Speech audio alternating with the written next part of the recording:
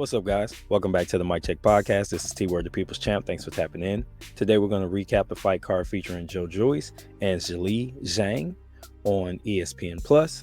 Before we get into the video, don't forget to like, comment, and subscribe.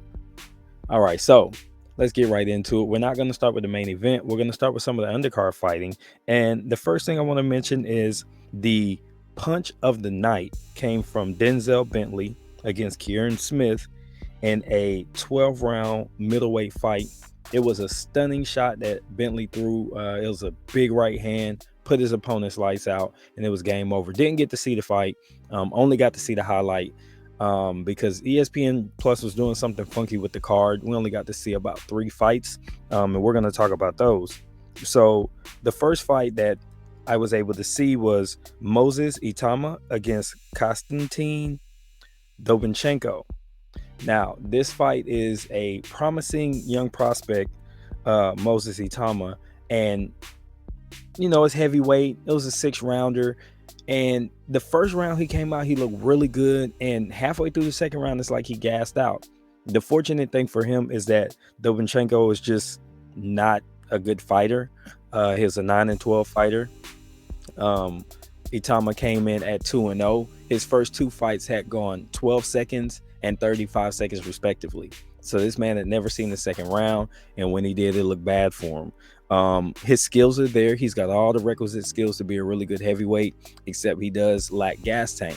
Now, I was on a live stream when I watched the fight, and I got some information that he actually has an older brother who's more dedicated to the sport, but he's not quite as talented, so he took a loss recently.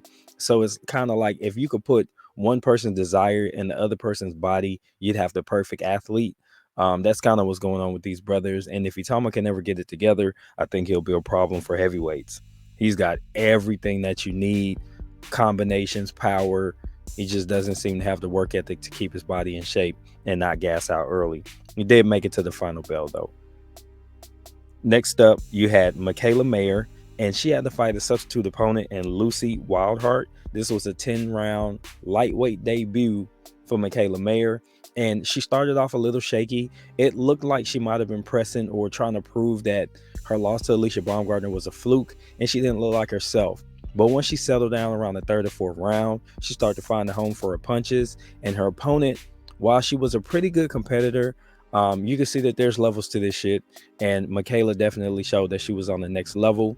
You saw really good combinations. I'd like to see her move her head a little bit more because she is going to be facing bigger punchers. So defensively, there was some flaws in her game, but ultimately she got the win and a nice, easy cruise to a victory decision.